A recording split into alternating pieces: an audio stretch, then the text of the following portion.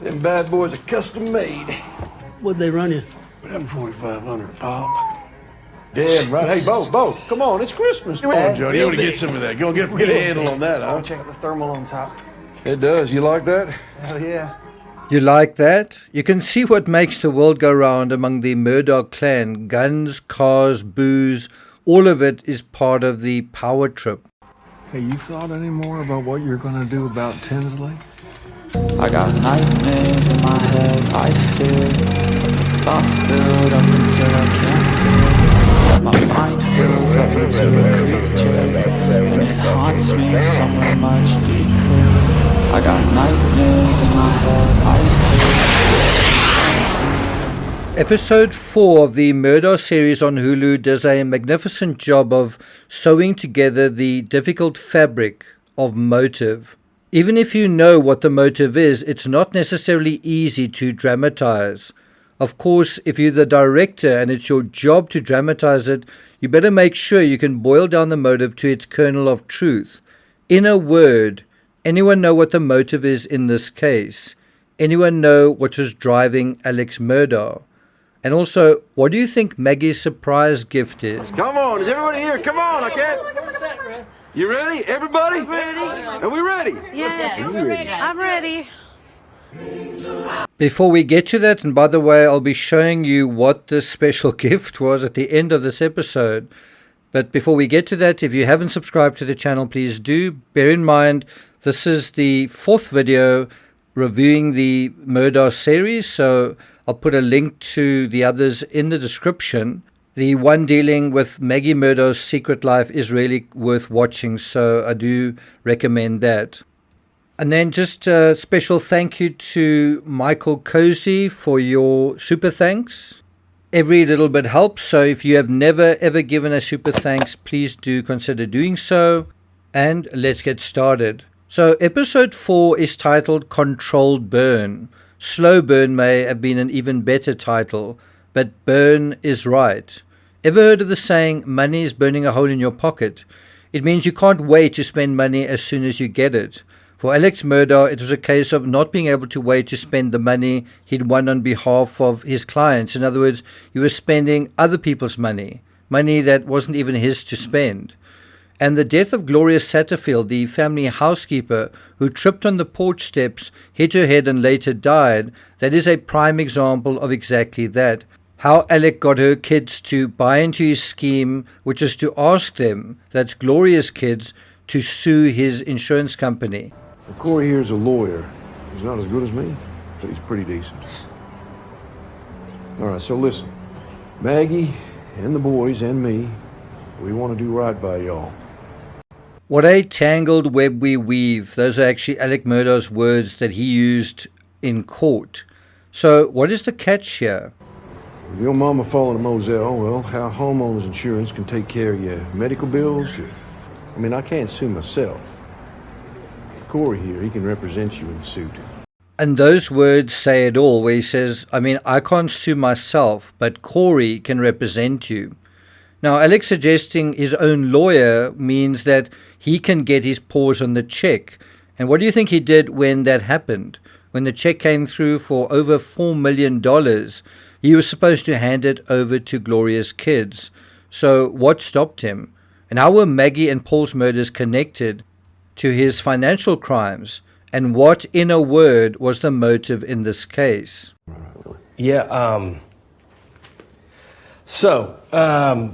Alex Vehicle Insurance is willing to cover $500,000, and it'll take some doing, but he's going to come up with another $1 million of his own. Yeah, I mean, full disclosure, Mark, I'm facing a bit of a cash crunch at the moment. And that was a fact. Murdaugh was actually claiming that. Murdaugh did actually say that. And not only was he claiming that, the walls were moving in. Look at this headline from NBC News. Alec Murdaugh claimed he was broke and couldn't pay a $10 million lawsuit. Now, in Mark Tinsley, the lawyer representing Mallory Beach, Murdaugh basically was dealing with the same animal that he was, a tiger in the legal sense. We may roll our eyes at Tinsley demanding a $10 million settlement, but in South Carolina, it was par for the course. I know when I was driving through South Carolina, listening to the radio, I heard lawyers calling on the public for people who were interested in suing Instagram. So it really is a legal landscape unlike many other states in America. And it's really how the Murdaughs basically built their legacy off personal injury law. Ultimately, the Beach family won $15 million from Parker's, the corporation that sold alcohol to Paul Murdaugh. And I believe Paul Murdaugh actually used a fake ID to buy the alcohol, but the onus was still on Parker's. When Alec Murdaugh claimed he was broke, Tinsley went after and got Murdaugh's financial records, which lit the fuse that got Murdaugh where he was bound to go. Look at this headline. Murdaugh boat crash suit ends in a $15 million settlement for family of teen who died. And that is Parker's right. They actually drove by there on the way to Beaufort when I was in South Carolina. Meanwhile, if the patriarch couldn't pay, suits were filed against other Murdaugh family members, including Buster, I believe, as well as the host of the oyster roast and the owner of the bar where Murdaugh drank shots. That's where Paw drank shots after the oyster roast. I think the $18.5 million in this headline includes $3.5 million in legal fees. The interesting thing here is that when Murdaugh claimed he was broke to Mark Tinsley, the lawyer representing Mallory Beach, Tinsley pulled on the Gloria Satterfield thread, and that's when he hit pay dirt. That was essentially when the whole Murdaugh thing unraveled, because it was through the whole Satterfield case that Tinsley found that Murdaugh defrauded their housekeeper's family. It was one lawyer investigating another lawyer, not the police, a lawyer, and that is when Murdaugh's legal straw house basically collapsed. And have a look at this. It was Satterfield's death that ultimately led investigators to discover Murdaugh's web of lies after it became known that he had stolen $4.3 million in insurance settlement funds meant to be awarded to her grieving family. This poignant moment is dramatized memorably on Hulu, where we have kind of a split screen of the Murdaughs celebrating Christmas on the one side. Meanwhile, at the same time, the Satterfield sons are literally being kicked out of their home. So what is the motive going on here? Look at the headline from The Guardian. Prosecutors posit motive in puzzling Murdaugh murder saga. Now, it certainly is quite puzzling, like what was actually going on in Alec Murdaugh's mind. We know that he was kind of a drug addict, that he even went to drug rehab in the midst of all of this stuff going on. But we discover that not only did Murdaugh steal the Satterfield inheritance, but rather than use that to pay Tinsley, by the way, that would also have been illegal, but instead of doing that, he decided to splash on Christmas and impress everyone. You saw at the beginning, he bought really expensive firearms for both his sons.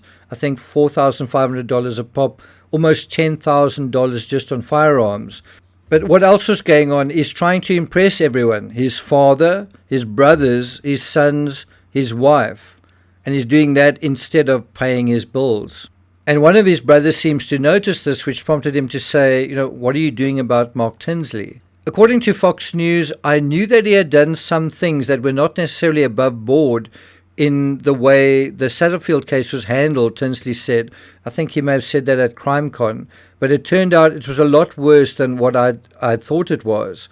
By the time of the roadside shooting, I knew the full scope of what had happened, and there was a lot there. We'll deal with the roadside shooting when Hulu does, but I think an aspect that's easy to forget is the timing of the double murders.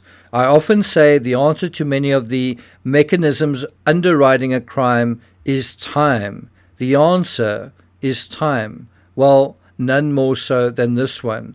And according to ABC7 Eyewitness News, the evidence will further show these financial crimes were about to come to light at the time of the killings, but more specifically on the date of the killings, on the same day. So on the day that this information was going to come to light, all thanks to Mark Tinsley, that was the day Maggie and Paul were murdered, that very same day.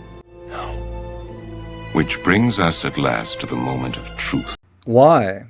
Why did Murdaugh kill Maggie and Paul on this day? The day that his financial crimes were about to be brought to light. Well, I know the answer, but I wanted to see what Google would make out of it.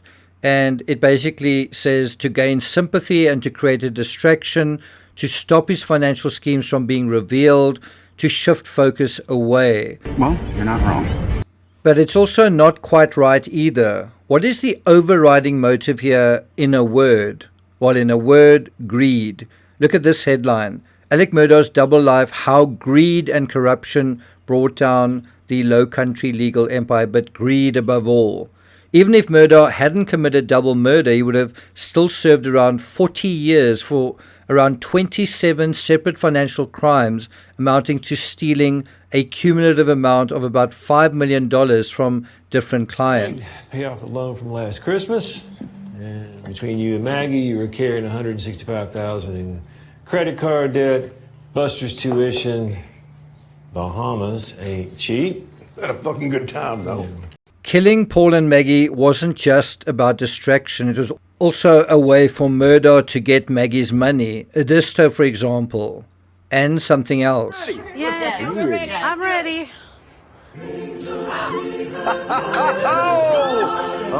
And that's where Gloria Satterfield's insurance money actually went.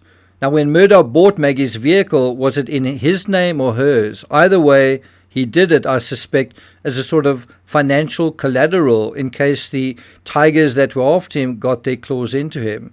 And so, in a way, by giving this vehicle to Maggie, if she died, which she did, that vehicle then became his, and this, in a sense, was the tangled web that he was weaving. Unfortunately for him, perhaps because his mind was addled not just by greed but by drugs, Murdaugh weaved such a tangled web he eventually got himself caught in it. We must be careful not to do the same thing. In the scene at Palmetto Bank, Hulu shows Murdaugh symbolically with his hand in the cookie jar, and of course that's exactly what this story is about. Someone who couldn't keep his hand out of the cookie jar. And I think this is a very clever depiction that basically summarizes what we're talking about. And eventually those hands going into the cookie jar were getting dirtier and dirtier, and then bloodier and bloodier. And I think we need to turn this whole thing onto ourselves. Are we getting too greedy about something? Instead of tying yourself up in knots, recognize the bigger picture and focus perhaps on something else. Not what you don't have, but what you do have. Is there something that is sort of burning in the background, something that has been going on for a long time? Maybe that is something to attend to. In any event, I'm not going to take it further than that. If you haven't already watched the JonBenet Ramsey episodes, really fascinating, this new footage that's come out. I actually felt it was important enough to actually appear on camera just in explaining some of the intricacies of that tangled web. And you can have a look at my little dog Timmy as well in that footage. So please check that out and look out for part 2 in terms of that analysis. Thank you for listening, and I'll see you guys next time.